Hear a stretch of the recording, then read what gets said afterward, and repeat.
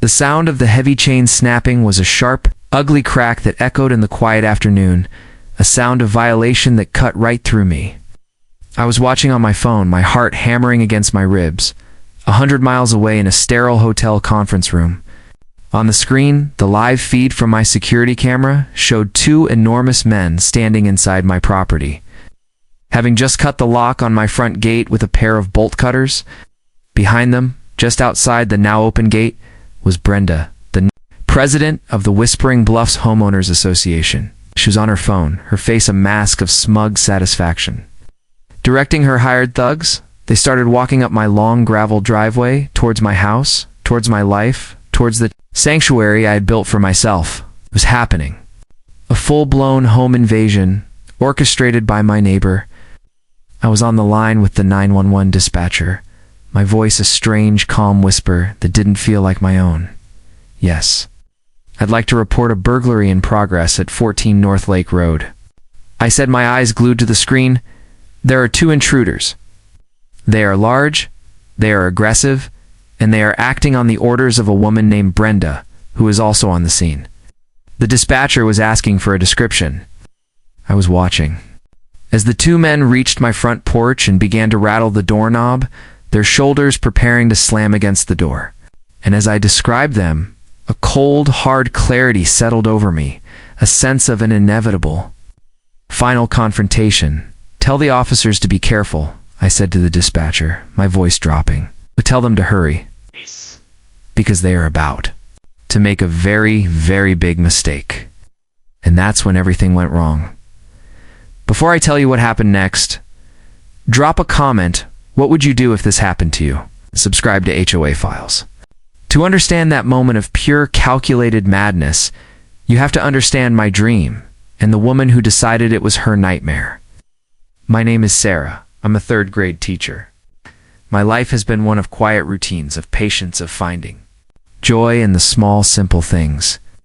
And for 10 long years, my dream was a simple one. I wanted a small house on a piece of land with some trees and a little bit of water. A place of peace, of privacy, a place where I could recharge from the happy chaos of a classroom full of 8-year-olds. I saved every penny. I worked extra jobs. I lived in a tiny apartment. Finally, 2 years ago, I found it. It was perfect. Small, cozy, 2-bedroom house on 10 acres of beautiful wooded land. And at the heart of it, the thing that made me cry the day I first saw it was a 5-acre, pristine, spring-fed private lake. My own lake. It was an in-holding, a piece of property that had existed long before the massive surrounding Whispering Bluffs HOA was built, and it was not, and never had been, a part of their association. It was my own private 10-acre kingdom. My first year was bliss. Absolute, unadulterated peace. I planted a garden. I got a small canoe. I spent my summers reading by the water, my winters watching the snow fall on the pines. It was everything I had ever dreamed of. And then, Brenda was elected president of the HOA. Brenda was a woman who seemed to be powered by a deep and biting resentment of anyone who had something she didn't. And I had the one thing that all the wealthy residents of Whispering Bluffs, with their massive houses and their tiny quarter-acre lots, desperately craved: land, privacy, and their own private lake. My very existence was an affront to her. Our first interaction was on my move-in day. She came over, uninvited, not with a welcome basket, but with a look of open appraisal like she was a tax assessor. She walked around the edge of my property, her eyes scanning my lake, my woods, my small, humble house. "It's a shame," she'd said, her voice dripping with a kind of false, pitying tone. "All this beautiful land and just this, the previous owners of your lot were supposed to sell to the HOA. We had plans. A beautiful community beach, a boat club, a real asset that would have benefited everyone. Well, I'm afraid it's not for sale," I'd said politely. "This is my home. For now," she'd said, a strange, threatening little smile on her lips. "You should know, the HOA has a vested interest in the future of this parcel. We will be watching your stewardship of it very, very closely." It was a threat, plain and simple. Delivered on the first day I had ever set foot in my dream home, the war began.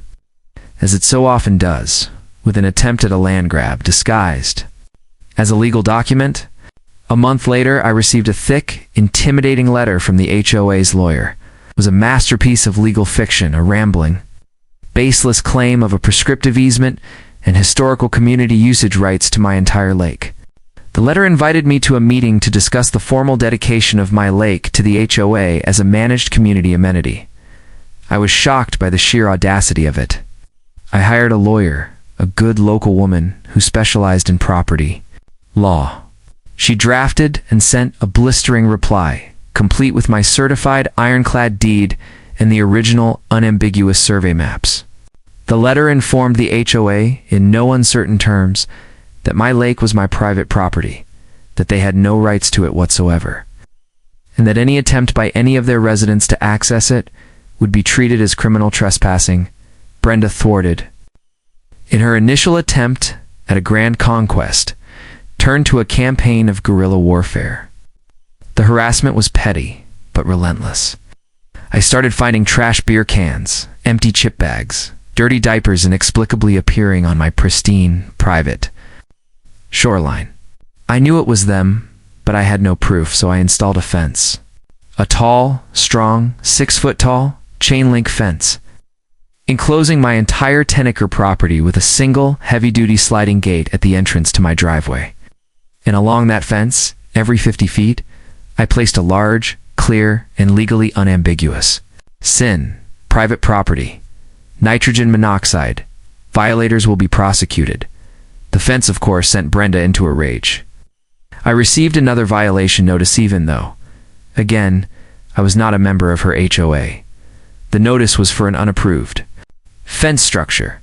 She claimed in her insane circular logic that my fence was an eyesore and was obstructing the community's view of my own private lake, the one she was trying to steal. The stress was beginning to take its toll. I was a school teacher, not a soldier. I had come here for peace, and I had found myself in the middle of a relentless, grinding siege. I felt like a prisoner in my own home. The beautiful fence I had built for privacy, now feeling like the walls of a fortress. So I did what any modern warrior would do. I installed a comprehensive high-definition motion-activated security camera system with night vision and cloud storage. I was going to get the proof I needed to make her stop, and I did. A week later, my cameras caught him.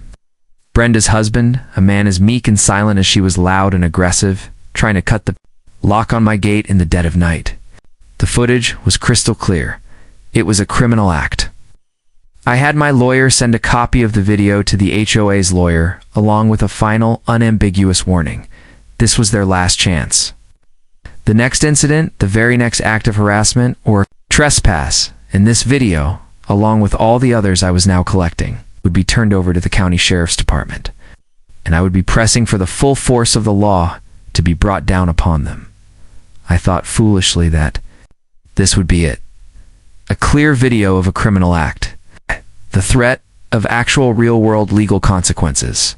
Surely, even a person as delusional as Brenda would understand that she had finally crossed a line. But I had underestimated her arrogance, and I had underestimated her capacity for escalation. Her response was to go quiet. The notices stopped. The trash stopped appearing on my shoreline. For a full month, there was silence. I began to relax. I began to hope that the war was finally over, and then she hired the thugs. I was at a mandatory all-day teachers' conference in the city, 100 miles away. I had left early that morning. At around 2 p.m., my phone buzzed with emotion. Alert from my security system. I opened the app, my heart beginning to pound. I saw them. A large, black, unmarked van was parked in front of my gate. 2 enormous, intimidating men had gotten out. They weren't just standing there. They were carrying a pair of massive 4-foot-long bolt cutters. And as I watched, with a feeling of pure, helpless horror, one of them snipped through my heavy-duty chain and padlock as if it were a piece of string. They were on my property. They were walking towards my house, and I was 100 miles away. a helpless, terrified spectator to a home invasion in progress. And that brings us back to that moment. Me on the phone with the 911 dispatcher, my voice a strange, calm whisper. That didn't feel like my own. While I watched these two monsters try to break down my front door, but Brenda had made a critical, fatal miscalculation. She had assumed that by sending her thugs while I was away, she would be in the clear. She could claim they were a security patrol investigating a potential code violation. She had no idea that my cameras were not just recording. They were streaming live to my phone. She had no idea that my quiet, peaceful sanctuary was now an active, documented, and police-notified crime scene. I raced home, my old, reliable car eating up the highway miles. My phone on the passenger seat, the 911 dispatcher still on the line, giving me updates from the officers who were now en route. The thugs, finding my house locked up tight, had apparently gotten a call from Brenda, who was now unbelievably on her way to the scene to supervise. The dispatcher informed me that the officers were on site. I told her I was 5 minutes out. Arrived to a scene of controlled chaos. 2 county sheriff's patrol cars were parked in my driveway, their lights flashing. Brenda was there, in the middle of a frantic theatrical performance for the 2 deputies. And her 2 hired thugs, looking less intimidating and more like 2 confused, overgrown toddlers, were standing by, trying to look official. Brenda was in the middle of her tirade as I walked up. And this woman, this Sarah, she was saying, her voice dripping with venom, is a known troublemaker. She's hostile. She's uncooperative. She has been harassing me and the board for months. These gentlemen, she said, gesturing to her goons, are my licensed and bonded security consultants, here to perform a legally mandated inspection of a property that is in chronic violation of our covenants. The senior deputy, a man with a calm professional demeanor, was trying to make sense of her web of lies. And then he saw me. "Ma'am," he said to me, holding up a hand. "You tell me what's going on here?" Before I could speak, Brenda cut in. "She's the one. She's the one who is harassing us. She's a public nuisance." And these men were acting on my authority as the president of the HOA. I didn't argue with her. I didn't engage with her madness. I just looked at the senior deputy and said, my voice quiet and steady, "Officer, may I show you something on my phone?" I held out my phone. First, I showed him the live feed from my security cameras, which were, at that very moment, recording our entire conversation. And then, I went to the recorded events. I showed him the crystal clear, high-definition video from 20 minutes. Earlier, the video of the 2 security consultants cutting the chain on my gate, the video of them illegally entering my private property, the video of them trying to break down my front door, the deputy's face, which had been a mask of professional neutrality, hardened into one of cold, hard anger. But I wasn't done. I then played him the video from the previous week. It's the video of Brenda's husband trying to cut the lock on my gate in the dead of night. The 2 thugs, seeing the undeniable video-recorded evidence of their crimes, immediately began to panic. "She hired us." The bigger one blurted out, pointing a thick, tattooed finger at Brenda. "She paid us $500. She said she just wanted us to go in and take some pictures of the inside of the house to prove it was a mess. She said it was all legal. She said she had the authority." They confessed. They turned on her in a split second, a panicked, desperate act of self-preservation. They admitted everything. She had hired them. That she had ordered them to break in. That this was all part of her long-standing campaign to force me to join her HOA. Brenda's face, which had been a mask of righteous indignation, crumbled into a ruin of pure, abject terror. She was caught. She was exposed. And she was, in that moment, completely and utterly finished. She was arrested, right there in my driveway. The charge was conspiracy to commit breaking and entering, a felony. Her 2 hired thugs were also arrested. As the deputy clicked the handcuffs onto her wrists, her entire world of petty tyranny, of imagined power, of neighborhood domination, came crashing down around her. She was no longer the queen of whispering bluffs. She was just another criminal in the back of a patrol car. The legal fallout was, for her, a catastrophe. and for me, a quiet, profound vindication. The two thugs, of course, testified against her in exchange for a lighter sentence. The story of her insane criminal crusade against me became a local legend. The HOA was thrown into a state of utter chaos, its president facing serious prison time. They were hit with a massive civil lawsuit from me, a suit they had absolutely no chance of winning. The members of the HOA board, who had been Brenda's silent, complicit enablers, were now facing a rebellion from their own residents, who were horrified to learn that their dues had been used to hire criminals. My home, my sanctuary, was finally, truly my own. The fence and the gate, which had once felt like the walls of a prison, now felt like what they were always meant to be. A simple, clear, and respected boundary. This whole ugly, stressful, and ultimately triumphant ordeal taught me a powerful lesson. There are people in this world, people like Brenda, whose sense of entitlement is a bottomless pit. They cannot and will not accept the simple answer, no. They cannot accept a boundary that they do not control.